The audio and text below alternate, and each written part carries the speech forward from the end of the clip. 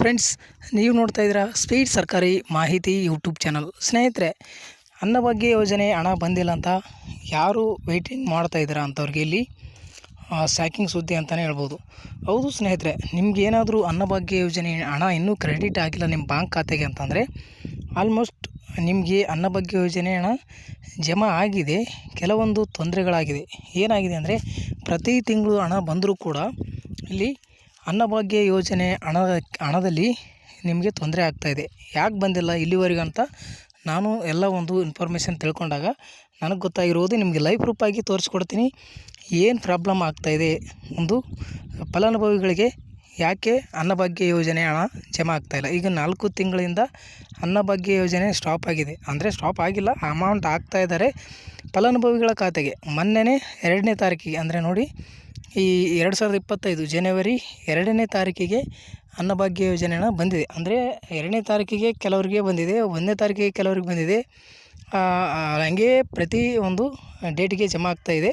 ಆದರೆ ಇಲ್ಲಿ ಕೆಲವರು ಬಂದಿದೆ ಅಂತ ಹೇಳ್ತಾರೆ, ಇನ್ನೂ ಕೆಲವರು ಬಂದಿಲ್ಲ ಅಂತ ಹೇಳ್ತಾಯಿದ್ದಾರೆ.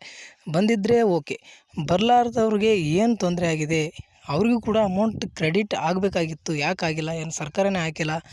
ಈ ಒಂದು ಇನ್ಫಾರ್ಮೇಷನ್ ನೀವು ತಿಳ್ಕೊಳ್ಬೇಕಂದ್ರೆ ವೀಡಿಯೋನ ಸ್ಕಿಪ್ ಮಾಡಿದೆ ಕೊನೆಯವರೆಗೂ ನೋಡಿ. ಹಾಗೆ ವಿಡಿಯೋಗೆ ಒಂದು ಲೈಕ್ ಮಾಡಿ, ಚಾನಲ್ ದಯವಿಟ್ಟು ರಿಕ್ವೆಸ್ಟ್ ಮಾಡ್ಕೊಳ್ತೀನಿ ಸಬ್ಸ್ಕ್ರೈಬ್ ಮಾಡಿಕೊಂಡು ಬಾಜು ಬರುವಂಥ ಗಂಟೆ ಮೇಲೆ ಕ್ಲಿಕ್ ಮಾಡಿದರೆ ನಾವು ಹಾಕುವಂಥ ಪ್ರತಿಯೊಂದು ವೀಡಿಯೋನ ನೋಟಿಫಿಕೇಷನ್ ನಿಮಗೆ ತಲುಪುತ್ತೆ. ಒಳ್ಳೆ ಇನ್ಫಾರ್ಮೇಷನ್ ನಾವು ನೀಡ್ತಿರ್ತೀವಿ ಸ್ನೇಹಿತರೆ. ನೋಡಿ, ಇಲ್ಲಿ ಅನ್ನಭಾಗ್ಯ ಯೋಜನೆಯಲ್ಲಿ ಏನು ಪ್ರಾಬ್ಲಮ್ ಆಗಿದೆ ನೀವು ಕಣ್ಣಾರೆ ನೀವು ನೋಡ್ಬೋದು. ನೋಡಿ, ಪ್ರತಿ ತಿಂಗಳು ಕೂಡ ಅಮೌಂಟ್ ಕ್ರೆಡಿಟ್ ಆಗಿದೆ. ನೀವು DBT ಅಪ್ಲಿಕೇಶನಲ್ಲಿ ಹೋಗಿ ನಿಮ್ಮ ಆಧಾರ್ ಕಾರ್ಡ್ ನಂಬರ್ನ ಹಾಕಿ ನಿಮ್ಮ DBT ಸ್ಟೇಟಸ್ ಚೆಕ್ ಮಾಡ್ಕೊಳ್ಳಿ. ಏನಾಗಿದೆ ಪ್ರಾಬ್ಲಮ್ ಅಂತಂದರೆ, ಇನ್ಯಾಕ್ಟಿವ್ ಆಧಾರ ಅಂತ ಆಗ್ತಾಯಿದೆ. ಈಗ ಪ್ರತಿ ತಿಂಗಳು ಅಮೌಂಟ್ ಜಮಾ ಆಗ್ತಾಯಿತ್ತು, ಯಾವುದೇ ತೊಂದರೆ ಇರಲಾರ್ದ. ಈಗ ಒಮ್ಮಿಂದೊಮ್ಮೆನೇ ಫಲಾನುಭವಿಗಳಿಗೆ ಏನು ಪ್ರಾಬ್ಲಮ್ ಅಂದರೆ ಆಧಾರ್ ಇನ್ಯಾಕ್ಟಿವ್ ಅಂತ ಬರ್ತಾಯಿದೆ. ಇನ್ಯಾಕ್ಟಿವ್ ಆಧಾರ್ ಅಂತ ನಿಮಗೆ ಇಲ್ಲಿ ಲೈವ್ ಪ್ರೂಫಾಗಿ ತೋರಿಸ್ಕೊಡ್ತೀನಿ. 2ನೇ ತಾರೀಕು 2025 ಜನವರಿ ತಿಂಗಳಲ್ಲಿ, ಅಂದರೆ ಇದೇ ತಿಂಗಳು 2ನೇ ತಾರೀಕಿಗೆ ಅಮೌಂಟ್ ಕ್ರೆಡಿಟ್ ಹಾಕಿದ್ದಾರೆ ಸರ್ಕಾರದಿಂದ. ಆದರೆ ಬ್ಯಾಂಕಿನಿಂದ ಒಂದು ತೊಂದರೆ ಆಗಿದೆ. ಆಧಾರ್ ಲಿಂಕ್ ಇಲ್ಲ ಅನ್ನೋ ಒಂದು ಮಾಹಿತಿ ಹೇಳ್ತಾ ಇರುವಂಥದ್ದು. ಸ್ಟೇಟಸ್ನಲ್ಲಿ ಆ್ಯಕ್ಟಿವ್ ಅಂತ ಇದೆ, ಆದರೆ ಅಮೌಂಟ್ ಕ್ರೆಡಿಟ್ ಆಗಿಲ್ಲ. ಅಲ್ಲಿ ಇನ್ಯಾಕ್ಟಿವ್ ಆಧಾರ್ ಅಂತ ತೋರಿಸ್ತಾ ಇದೆ. ನಿಮಗೆ ಲೈವ್ ಪ್ರೂಫಾಗಿ ತೋರಿಸ್ಕೊಡ್ತೀನಿ. ಹಾಗೆ ನೋಡಿ ಸ್ನೇಹಿತರೆ. ಇಲ್ಲಿ ನೀವು DBT ಅಪ್ಲಿಕೇಶನ್ ಏನಾದರೂ ನೀವು ಇನ್ನೂ ಡೌನ್ಲೋಡ್ ಮಾಡ್ಕೊಂಡಿಲ್ಲ ಅಂದರೆ ಇನ್ಸ್ಟಾಲ್ ಮಾಡ್ಕೊಳ್ಳಿ. ಪ್ಲೇಸ್ಟೋರಲ್ಲಿ ಸಿಗುತ್ತೆ. DBT ಕರ್ನಾಟಕ ಅಂತ ಸರ್ಚ್ ಮಾಡಿ, ಅಲ್ಲಿ ಸಿಗುತ್ತೆ. ನೀವು ಅಲ್ಲಿ ನಿಮ್ಮ ಆಧಾರ್ ನಂಬರ್ ಹಾಕಿ OTP ಹಾಕಿ ನೀವು ನೋಂದಣಿ ಮಾಡಿಕೊಂಡ್ರೆ ಇಲ್ಲಿ ಈ ರೀತಿಯಾಗಿ ಅಪ್ಲಿಕೇಶನ್ ಓಪನ್ ಆಗುತ್ತೆ. ನಿಮ್ಮ ಮೊಬೈಲ್ ಸಂಖ್ಯೆ ಅದು ಕೊಟ್ಟು ಲಾಗಿನ್ ಆಗಬೇಕು. ಆದರೆ ಇಲ್ಲಿ ನಾನು ನೋಡಿ ಲೈವ್ ಪ್ರೂಫಾಗಿ ತೋರಿಸ್ಕೊಡ್ತೀನಿ. ಇಲ್ಲಿ ನೀವು ಪಿನ್ ಕೂಡ ಜನ್ರೇಟ್ ಮಾಡ್ಕೊಳ್ಬೇಕಾಗುತ್ತೆ. ಈ ರೀತಿಯಾಗಿ ಪಿನ್ ಜನ್ರೇಟ್ ಮಾಡಿಕೊಂಡಾಗ ನಿಮಗೆ ಅಪ್ಲಿಕೇಶನ್ ಪೂರ್ತಿ ಓಪನ್ ಆಗುತ್ತೆ. ನೋಡಿ,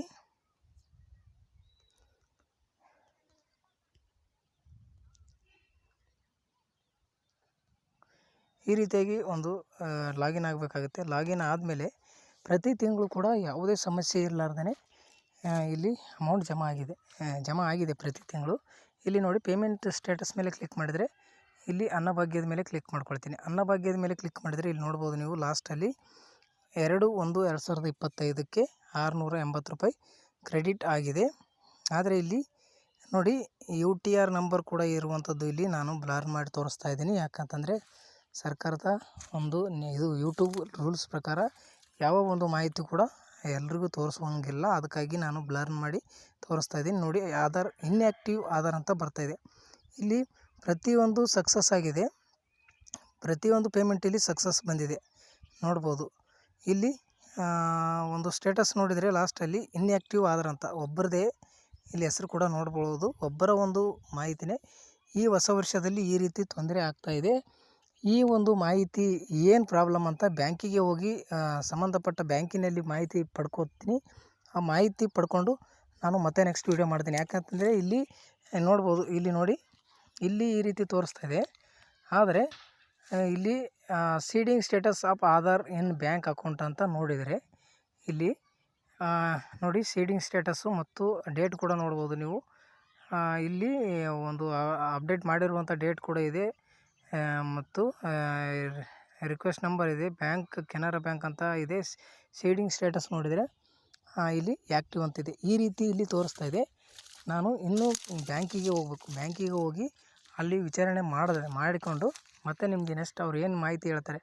ಕೆಲವೊಂದು ಬಾರಿ ಈ ರೀತಿ ಆಗುತ್ತೆ ಅಂತ ಹೇಳ್ತಾ ಇದ್ದಾರೆ. ಯಾರಿಗಾದರೂ ಈ ಸಮಸ್ಯೆ ಆಗಿದ್ದರೆ ದಯವಿಟ್ಟು ನೀವು ಚೆಕ್ ಮಾಡಿಕೊಂಡು ನೀವು ಕೂಡ ಒಂದು ಬ್ಯಾಂಕಿಗೆ ಹೋಗ್ಬೇಕಾ ಮತ್ತು ನೆಕ್ಸ್ಟ್ ಏನು ಮಾಡಬೇಕು, ಎಲ್ಲಿ ತೊಂದರೆ ಆಗಿದೆ ಅಂತ ನಾನು ನಿಮಗೆ ವಿಡಿಯೋ ತಿಳಿಸ್ಕೊಡ್ತೀನಿ. ವಿಡಿಯೋನ ಅದಕ್ಕಾಗಿ ನಿಮಗೆ ಸಬ್ಸ್ಕ್ರೈಬ್ ಮಾಡ್ಕೊಳ್ಳಿ ಅಂತ ನಿಮ್ಮಲ್ಲಿ ರಿಕ್ವೆಸ್ಟ್ ಮಾಡ್ಕೊಳ್ತೀನಿ. ಯಾರಿಗಾದರೂ ಈ ತೊಂದರೆ ಆಗಿದ್ದರೆ ಕಮೆಂಟ್ ಮುಖಾಂತರ ತಿಳಿಸಿ. ನಾನು ನಿಮಗೆ ಬ್ಯಾಂಕಿಗೆ ಹೋಗಿ ಮಾಹಿತಿ ಪಡ್ಕೊಂಡು ಏನು ಮಾಡ್ಬೇಕಂತ ಸೊಲ್ಯೂಷನ್ ತಿಳಿಸ್ಕೊಡ್ತೀನಿ. Thank you.